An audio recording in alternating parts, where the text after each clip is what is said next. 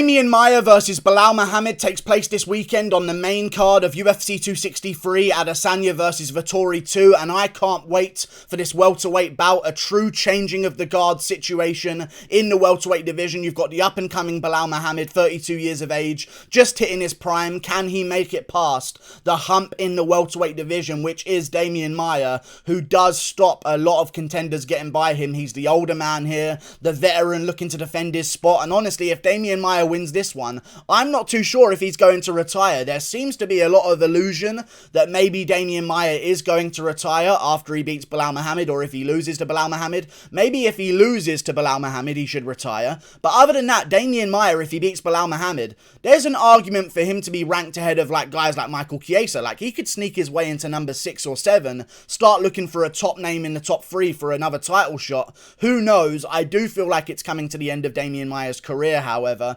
Number 9 in the welterweight division versus number 12 in Belal Muhammad. Demian Maia doesn't let just anyone past him. Whoever beats Demian Maia in the welterweight division typically goes on to do very well, or they're already a champion in the welterweight division. The only people Demian Maia has let past him since 2014, Rory McDonald. And even then, Rory McDonald, Jake Shields, two great contenders themselves in that division.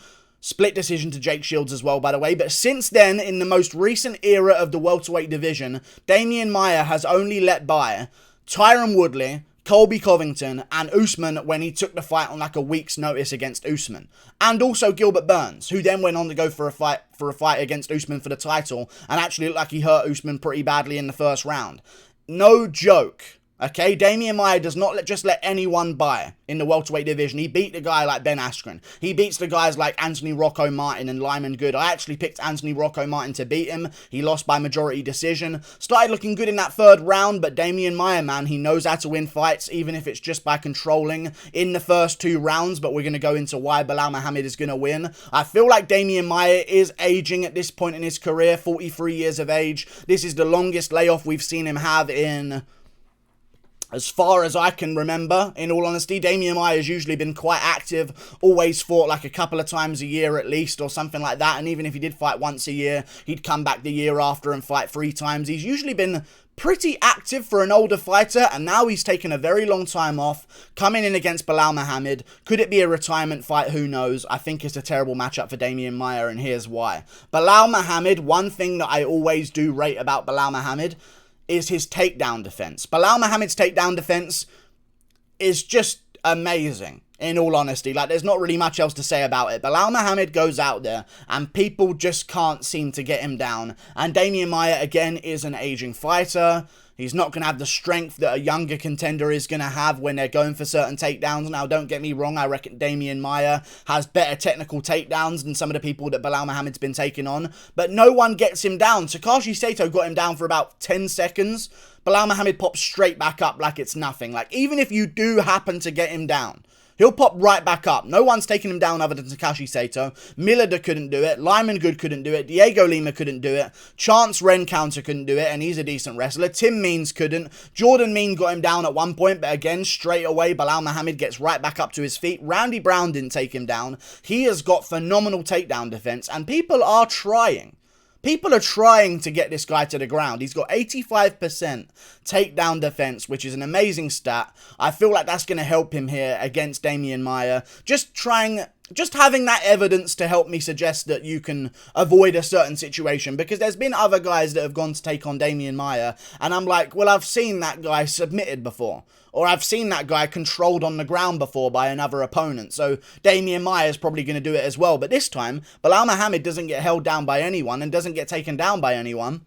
I feel like he's probably not going to get taken down by Demian Maia that much, and if he is, I think he's going to be very safe once he's down there. He's got great jiu-jitsu awareness, really good submission ability himself. He does have a submission win over Takashi Sato in that fight where they were grappling with each other. I like seeing that. I like a guy who can implement jiu-jitsu inside the cage. It's all well and good you having a black belt but being a striker, but if I see you actually go out there and in the midst of a firefight with all of your adrenaline pumping, manage to get a choke out finish or like a rear naked choke choke or set up some kind of submission, you have some submission awareness inside the cage that's somewhat unique to other fighters who can't do that same thing. I think Belal Muhammad, with his takedown defense and jiu-jitsu, is a safe pick against Demian Maia, and I have other reasons as well. One reason why Demian Maia takes down the vast majority of his opponents is because they see old man Maia, 43 years of age, and they try and KO him. And they end up swinging quite hard to KO Demian Maia. And that's often when Maia gets a lot of his takedowns.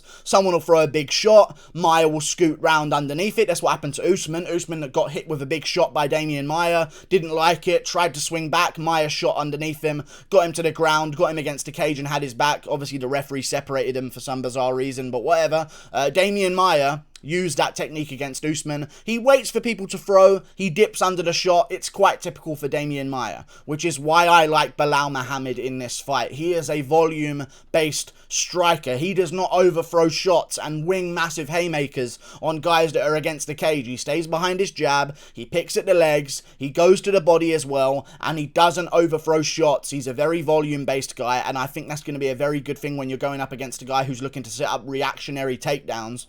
When you're not a guy who really goes for big, massive shots that people can see coming, and he sticks behind the jab and stays very patient and doesn't rush things, and he cuts off the cage well as well. And also he's a pressuring fighter, which means Demian Maia is not really going to be able to bully him backwards on the feet and get him against the cage and then go for a takedown. I think Demian Maia is going to be forced to shoot against Belal Muhammad, which is going to give Belal Muhammad a bit of a favour there. Really like his chances. I think it's a great matchup for him, and I think he's going to get the job done. And plus, Maia's just an older guy in general, so there's always going to be that factor. Belal Muhammad, looking good recently in his career. Well, maybe not out of one eye, but in terms of how he looks in the cage, he's looking good in his career so far.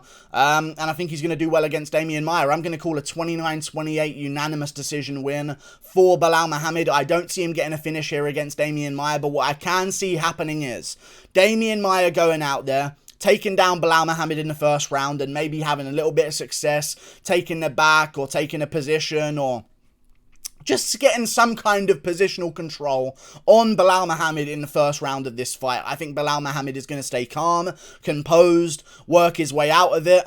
And I think then after that, in the second and third round, Belal Muhammad will start to have more success with the damage, more success with the strikes on the feet, and really start to work down Demian Maia and have a bit of a dominant third round. I don't see it being a 10-8 round in the third, but I can see him winning this fight based on damage because, again, Demian Maia has not really submitted many people recently in his career. He does have good submissions, don't get me wrong, but like, there's a lot of fights now that go to a decision with Demian Maia where he's losing those decisions. And if he can't get that submission early on, it does tend to stretch out into the later rounds. Like if he doesn't get it done straight away like he did against Lyman Good, it becomes a little bit of a problem when you don't get it straight away against Colby Covington or Kamaru Usman or Gilbert Burns, even when he tried his attempts and Burns got out of it and then starched him on the feet afterwards. I feel as though Demian Maia, if he can't get the submission on Belal Muhammad, this current scoring system of MMA and the way the referees work recently,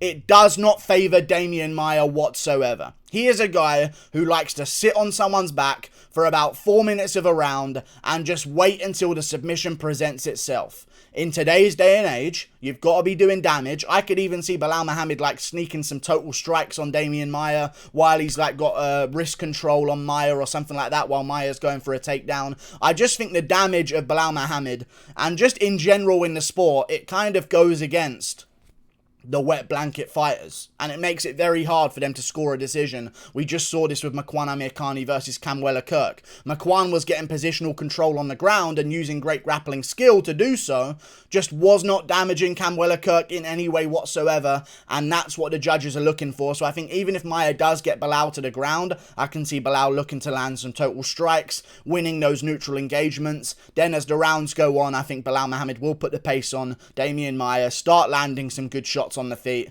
and Maia just isn't the stand-up artist. You know what I mean? He made Ben Askren look good on the feet, let's be real. So he's not the stand-up guy Belal Muhammad is. It's all about whether or not you think he submits Belal Muhammad inside the first 2 rounds. He ain't going to do it in the third, in my opinion. I know I've probably just jinxed that one brutally, and that'll probably happen now perfectly in the third round by rear naked choke for Maia. Either way, I don't think he's going to get it in the first 2 rounds, or the first round in general.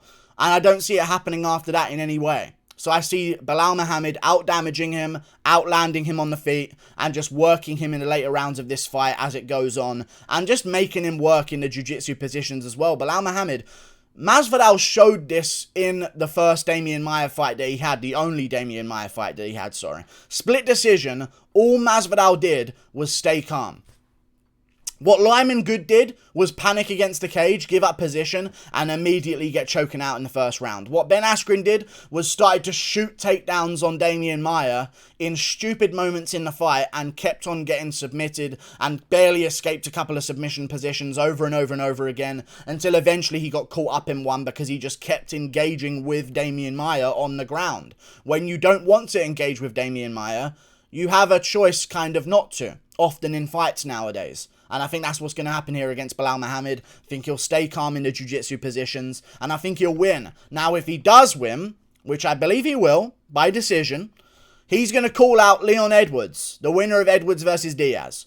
I like Belal Muhammad, but you never earned a shot against Edwards in the first place. You stepped in on short notice. We thanked you for that.